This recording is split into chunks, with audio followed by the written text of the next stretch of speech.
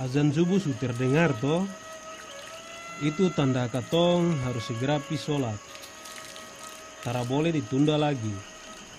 Ayo cepat, ambil air wudhu. Ini juga jadi tanda hari katong warga di Kampung Tarak siap dimulai.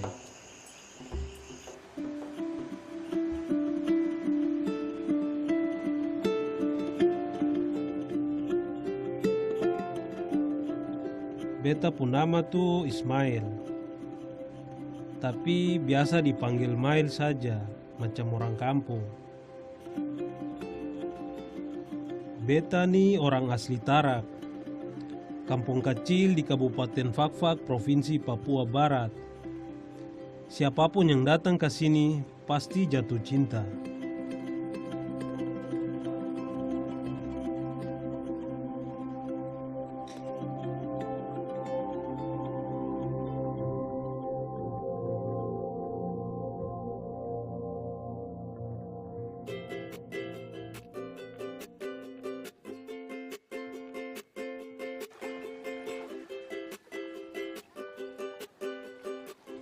Selamat datang di Katongpu Kampung, surga kecil yang ada di bumi Cendrawasih.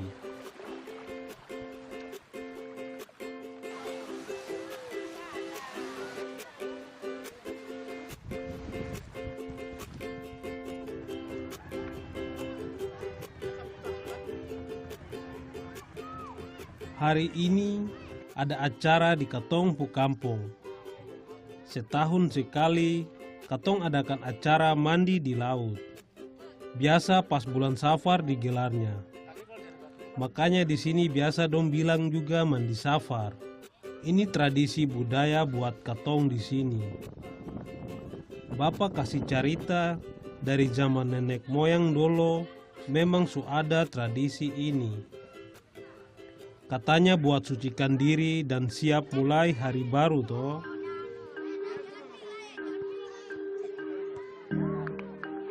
Sudah beberapa tahun ini, beta ikut jadi pengurus kegiatan pemuda di kampung. Ya, kalau di kota sana biasa dong bilang macam Karang Taruna begitu.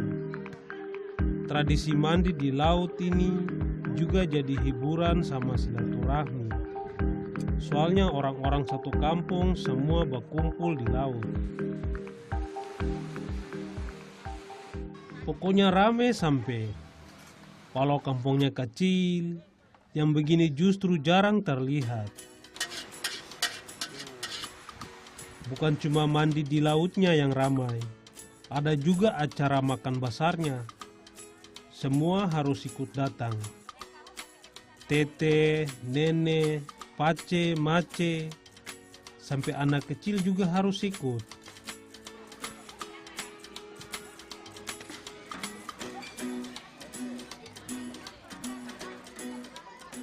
Ayo cepat, kumpul semua. Masakan buatan mama-mama sudah siap nih.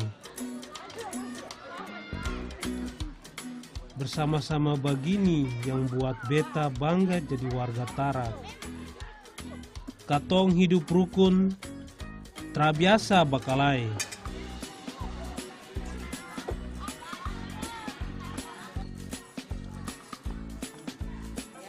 Digadu-gadu.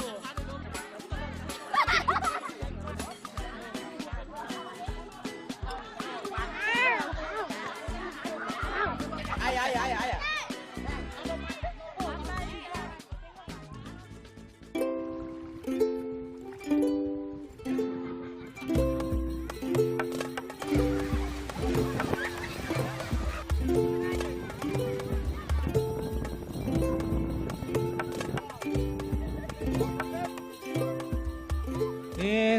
Sudah. Jangan lari lai. Kamu pasti kena. Semua yang tinggal di kampung harus kena basah badan. Semua senang, semua gembira. Yang tua-tua pun ikut main air. Seperti anak kecil saja nih. Beta juga begitu toh.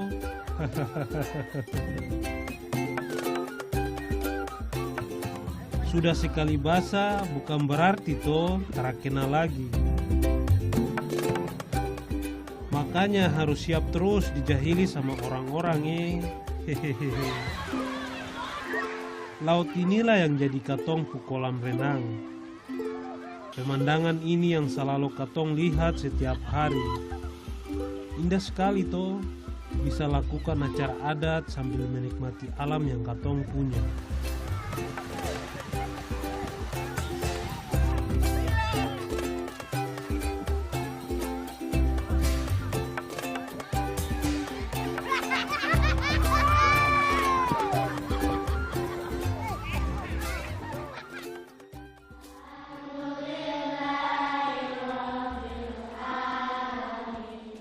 Kampung Muslim di tanah Papua ini boleh dibilang masih sedikit. Rata-rata banyak tinggalnya di daerah pesisir, macam Kampung Tarak ini toh. Cerita orang tua dolo, betapu kampung ini juga jadi bagian penting sejarah Islam masuk ke Papua. Bangganya.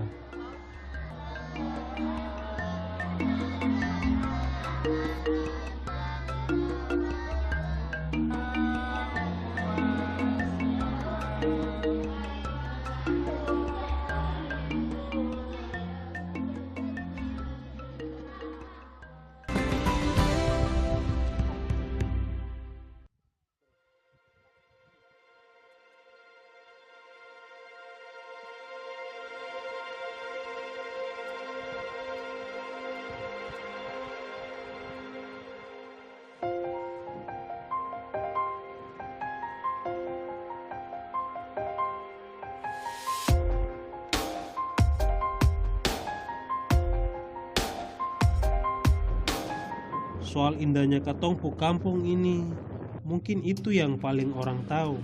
Tapi jangan lupa ada katong warga Kampung Tarak yang juga ramah. Beta jamin itu.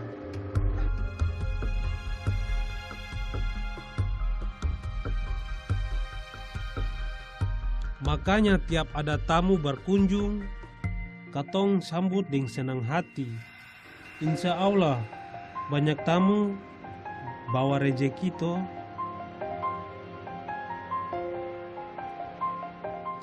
Biasanya dong datang lewat kota Fakfak, sambung parau 3 jam baru sampai di sini. Tapi kamu harus sewa perahu itu, soalnya terada angkutan umum ke sini.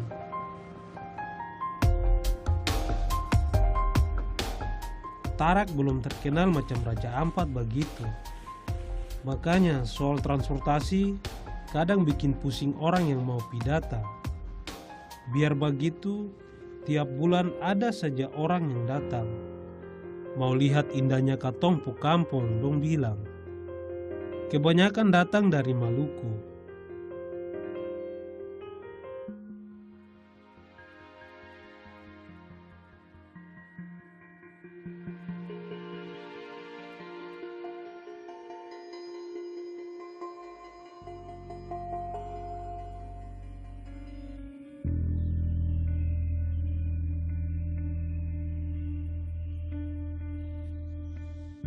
Selain dari Maluku, tamu paling jauh datang dari Sulawesi. Sekali-sekali ada juga yang datang dari Jawa dan Jakarta sana.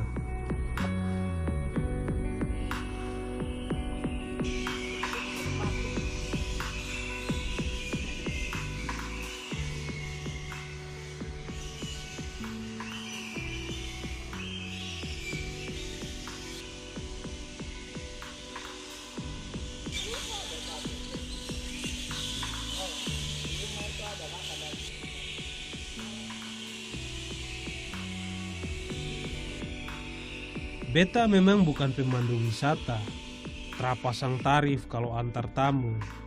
Semua tugas ikhlas. Don datang lihat Tarak saja beta susah senang sekali. Berarti cerita soal beta pu kampung ini terbukti. Sudah menyebar kemana-mana toh. Wajib lihat yang namanya Batu Lubang kalau kesini. Ini gua alami yang simpang banyak sejarah buat katong orang Tarak. Terkalah cantiknya ini sama tempat-tempat wisata lain di Papua. Buat katong, Batu Lubang ini punya cerita sendiri. Katong percaya dulu asal mula Kampung Tarak itu dari sini, sebelum akhirnya gua ini terendam air. Kalau beta selalu optimis, nanti Batu Lubang bisa jadi tempat wisata terkenal. Makin banyak juga orang datang ke Tarak toh. Kalau sudah begitu, jangan lupa cari Ismail hehehe.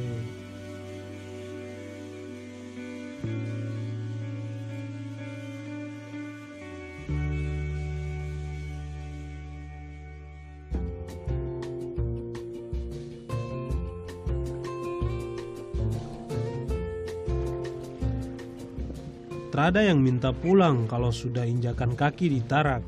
Semua betah dan ingin terus di sini. Beta po kampung ini memang indah sekali.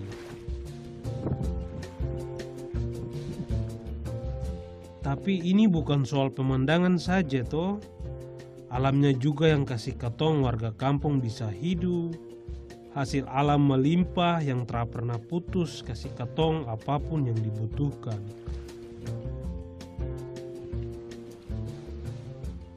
Ini salah satu buktinya. Mace bisa bikin kapur buat makan sirip pinang dari kerang. Pintar betul toh. Kalau harus beli ke kota sudah jauh, mahal di ongkos juga toh. Makanya Mace bisa pakai kerang yang banyak berserakan di pantai ini. Ukurannya memang sedikit besar, tapi ini sudah yang paling cocok buat jadi kapur.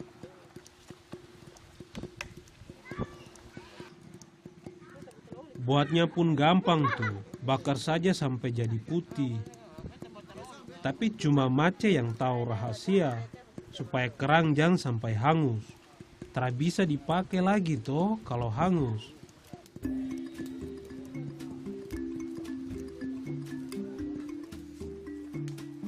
Sambil tunggu matang, Mace bikinkan dulu tempat buat tampung kapurnya nanti, pakai daun koba-koba.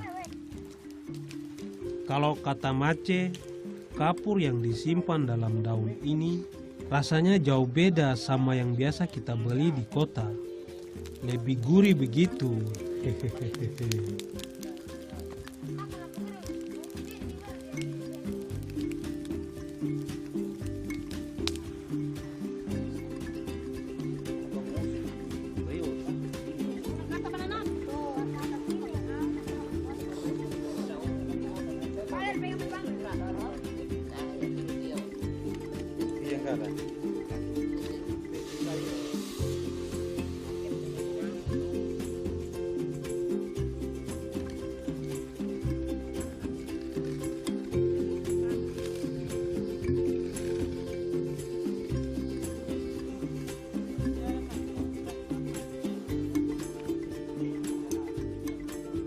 Sederhana betul memang, tapi ini satu lagi kebiasaan katong di kampung yang terus terjaga sampai sekarang. Kebiasaan untuk bisa manfaatkan hasil alam untuk kebutuhan sendiri.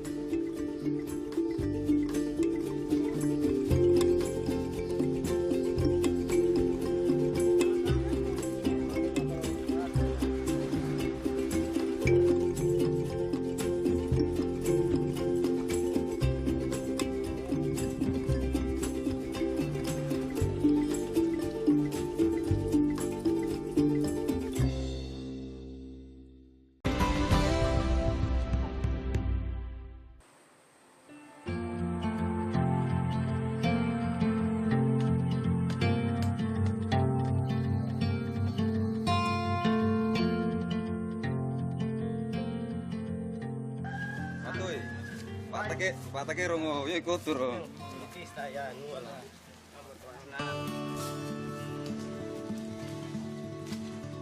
Musim petik pala sumulai. Kalau sudah begini, pergi malaut sementara libur toh. Ada di pasisir, bukan berarti katong hasil laut saja yang melimpah. Tapi tanah katong juga punya hasil kebun yang bagus. Pala itu primadonanya.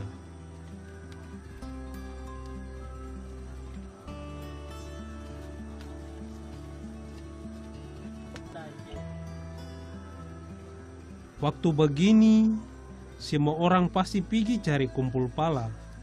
Sampai ke anak-anak pun begitu.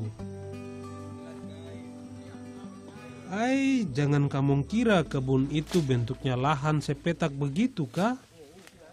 Katong pu kebun itu ada di atas bukit sana oh. Jalan kaki bisa saja sampai sejam.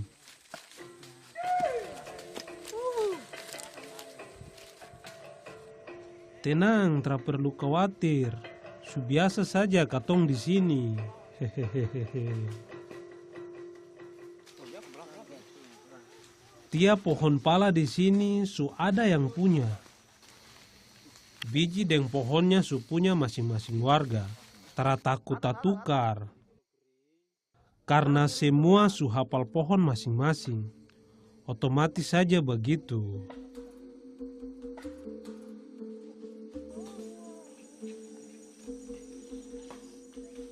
Kalau tara dibantu sama anak-anak begini, bisa makan waktu 1 hari baru selesai. Sementara beta petik buahnya, dong yang kasih kumpul palanya toh. Ini baru namanya kerjasama.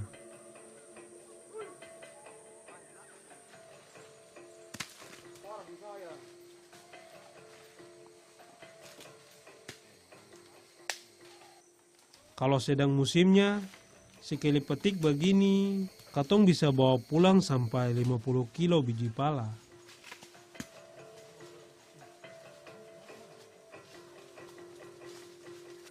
Angkat tangan.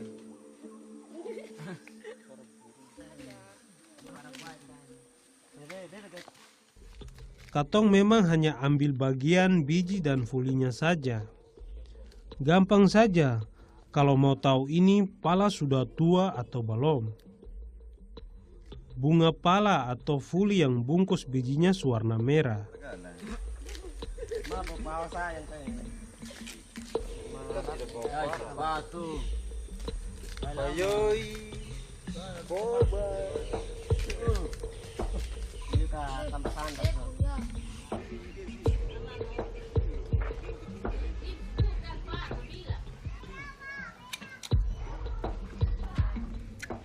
Dibanding biji pala, fuli merah ini jadi barang dagangan nomor 1 di kampung.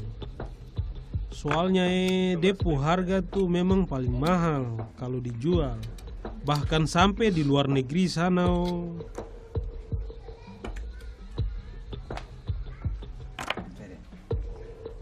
Katong tara jual biji dan fulinya sama-sama. Soal khasiat sebenarnya sama saja. Ada yang pakai buat rempah masak, ada juga yang pakai buat obat. Tapi fuli wanginya lebih harum dan rasanya lebih halus dibanding biji pala. Ini yang bikin harga fuli jadi mahal. Bedanya bisa sampai 2 kali lipat. Di kota Fakfak, biji paling murah bisa dapat 50.000 sekilo. Kalau fuli, terada yang harganya di bawah 100.000 sekilo.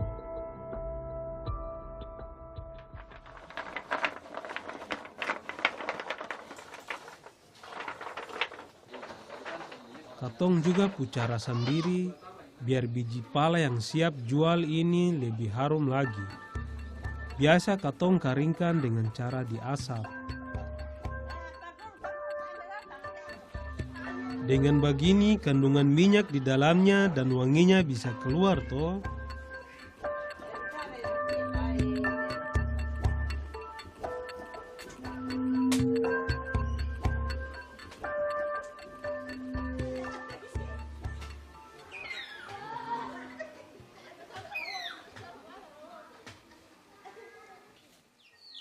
Kalau biji dan fulinya sukaring batu, baru bisa dibawa buat dijual ke kota. Untunglah matahari di Papua ini selalu bersinar terik. Bisa kasih katong punya hasil alam bisa cepat dijual toh.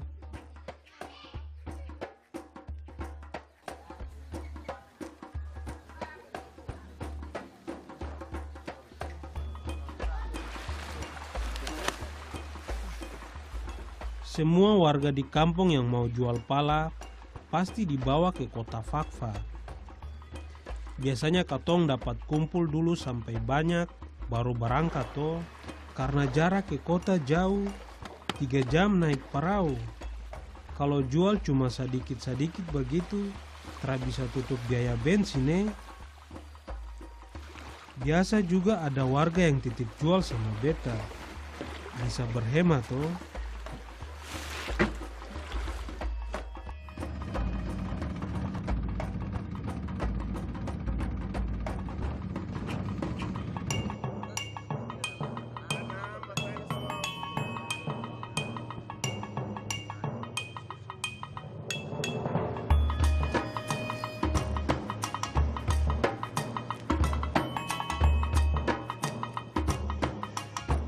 Banyak yang bilang kalau Fakfak ini mirip sama Monaco di Eropa sana.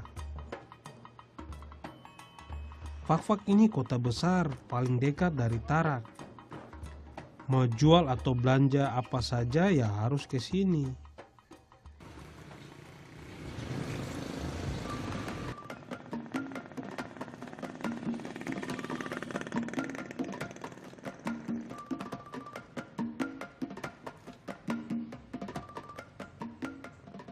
Kotanya memang ada di pinggir laut, makanya Fakfak juga punya hasil laut yang melimpah.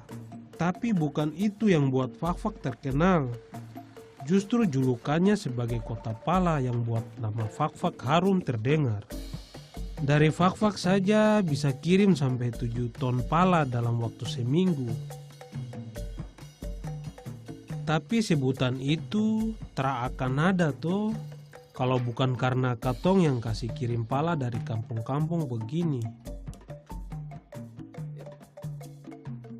Beta punya langganan penjual sendiri di kota.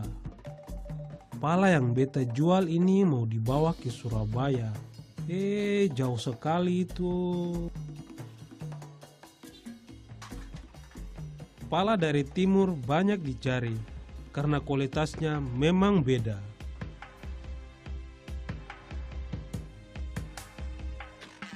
Cerita soal orang timur banyak yang harus diingat.